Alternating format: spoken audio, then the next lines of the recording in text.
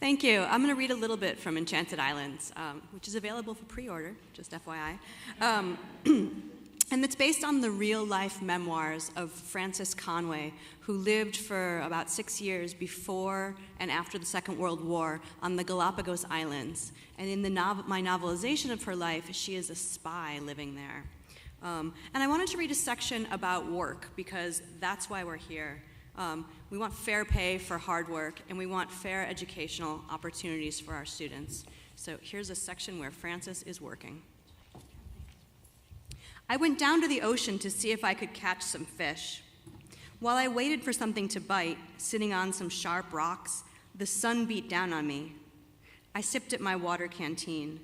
I felt all the years of my age, the twinges in my knees, the various age spots on my arms, the slight curve of my pre-arthritic fingers. I retraced the path of my life, wondering how it was that I started the daughter of immigrants in Minnesota and ended up a spy in the Galápagos Islands.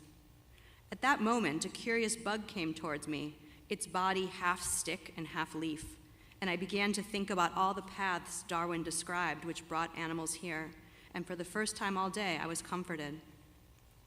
At home, I started the fire. I had gotten good at this now. I knew what kind and shape of wood made the best kindling and which was the best for smoking meat. I could tell by looking at its whorled knots, its tender edges, whether it was dry enough to burn or if it would just smoke and peter out, like a storm gathering strength out on the water, but then deciding not to bother with rain.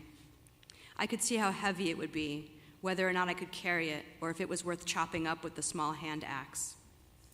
I had also learned by now to start it without matches, to twist my wrist just so to make the stones spark, where to hold them in relation to the wind so that the smallest wisps would catch, and how to blow on these newborn flames so that their larger siblings would begin to burn.